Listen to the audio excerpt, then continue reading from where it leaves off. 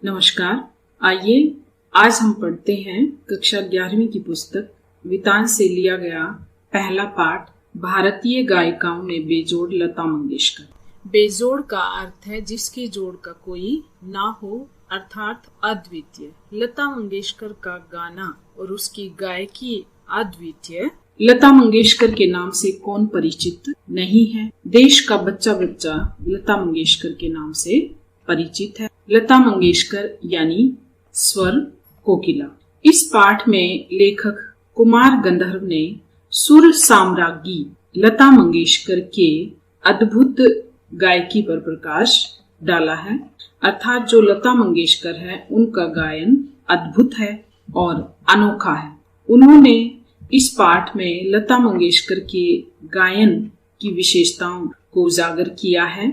उनके अनुसार चित्रपट संगीत यानी फिल्मी संगीत में लता जैसी अन्य कोई गायिका नहीं। ये बात सही है कि उनसे पहले नूरजहां नाम की एक प्रसिद्ध गायिका और थी जिन्होंने संगीत में अपना नाम कमाया, लेकिन लता मंगेशकर नूरजहां से भी आगे निकल गई और उन्होंने फिल्मी संगीत को अत्यधिक लोकप्रिय बनाया। चित्रपट संगीत यानी फिल्मी संगीत के कारण लोगों को स्वर के सुरीलेपन की समझ हो रही है। लता मंगेशकर का सामान्य मनुष्य में संगीत विषयक अभिरुचि पैदा कर बड़ा योगदान है। यानी आजकल जो हम टीवी पर शो देखते हैं जिसमें छोटे छोटे बच्चे बड़ा ही सुंदर गायन करते हैं या हर किसी को जब गुनगुनाते हुए हम सुनते हैं,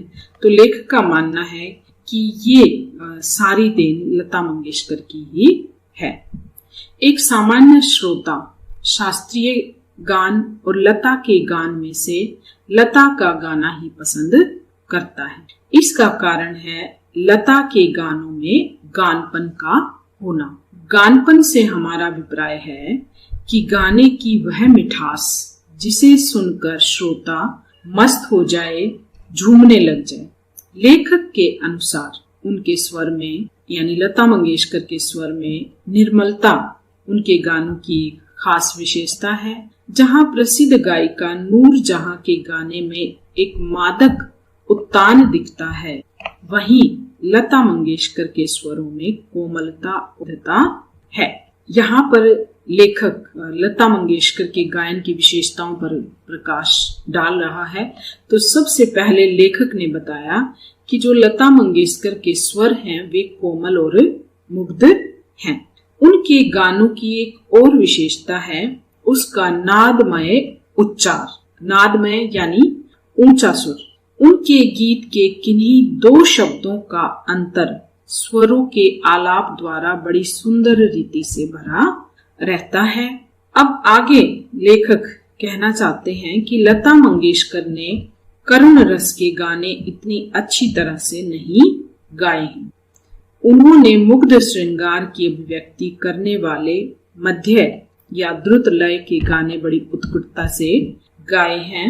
लता का ऊंचे सुर में गाना भी लेखक को उनके गायन की एक कमी लगती। अब यहाँ पर हमने लता की गायकी की कुछ विशेषताएं पढ़ी और लता की गायकी में जो नादमय उच्चार की बात की गई है उसे लेखक ने गायन की कमी बताया है और इसका दोष वो संगीत निर्देशकों को देना चाहते हैं कि उन्होंने जबरदस्ती जो गायिका लता मंगेशकर उनसे ऊंची पट्टी के गाने गवाए हैं। चित्रपट संगीत गाने वाले को शास्त्रीय संगीत की उत्तम जानकारी होना आवश्यक है और लता को निसंशय यानी निसंदेह शास्त्रीय संगीत पूर्ण जानकारी प्राप्त है।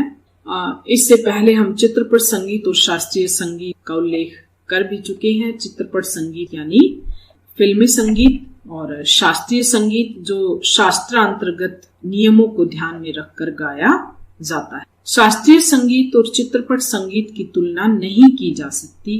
क्यों? क्योंकि शास्त्रीय संगीत की विशेषता है उसकी गंभीरता और जबकि फिल्मी संगीत का मुख्य गुणधर्म है चपलता। चित्रपट संगीत का ताल प्राथमिक अवस्था का ताल होता है, जबकि शास्त्रीय संगीत में ताल अपने परिष्कृत रूप में पाया जाता है। चित्रपट संगीत की विशेषता उसकी सुलभता और लोचता है। लता मंगेशकर का एक गाना संपूर्ण कलाकृति। उनके गानों में स्वर, लय, शब्दार्थ का त्रिवेणी संगम होता है। चाहे वह चित्रपट संगीत हो या शास्त्रीय संगीत, अंत में उसी का अधिक महत्व है जिसमें रसिक को आनंद देने का सामर्थ्य अधिक हो। गाने की सारी ताकत उसकी रंजकता पर अवलंबित रहती है। अच्छा संगीत वही कहलाता है जो सुनने वाले को पूरा आनंद दे सके, यानी गाने की सारी ताकत उसकी रंजकता पर ही निर्भर करती है। संगीत के क्षेत्र में लता मंगेशकर का स्थान अव्वल दर्जे के खानदानी गायक के समान। खानदानी जो गायक हैं, उनका दावा है कि चित्रपट संगीत ने लोगों के कान बिगाड़ दिए, लेकिन लेखक मानता है कि चित्रपट संगीत के कारण लोगों को संगीत की अधिक समझ हो गई है। लेखक कहना चाहते हैं कि शास्त्रीय गायकों ने संगीत के क्षेत्र में सदा से ही अपनी हुक्मशाही स्थापित कर रखी है। उन्होंने शास्त्र शुद्धता के कर्म कांडों को आवश्यकता से अधिक महत्व दिया है। आज लोगों को शास्त्र शुद्ध और नीरस गाना नहीं, बल्कि सुरीला और भावपूर्ण गाना चाहिए।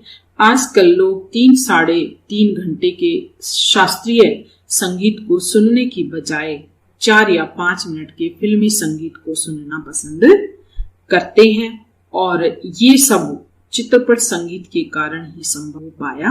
इसमें नवनिर्मित की बहुत गुंजाइश है। नवनिर्मित से हमारा अभिप्राय है कि फिल्मी संगीत में दिन प्रतिदिन जो संगीत के क्षेत्र में नए नए प्रयोग देखने को मिलते हैं, जैसे आजकल रिमिक्स, मैशअप आदि युवा पीढ़ी उसे सुनना अधिक पसंद करती है। पॉप संगीत है, लोक संगीत को भी अनेक नए प्रयोगों में ढाल देना, ऐसा सब कुछ फिल्मी संगीत में ही देखने को मिलता है। बड़े बड़े संगीतकार लोकगीत, पहाड़ी गीत था, खेती के विविध कामों का हिसाब लेने वाले कृषि गीतों का भी अच्छा प्रयोग कर रहे हैं। इस प्रकार चित्रपट संगीत जो है वो दिन प्रतिदिन अधिक विकसित होता जा रहा है, और लेखक ने इसका पूरा श्रेय लता मंगेशकर को देना चाहा है।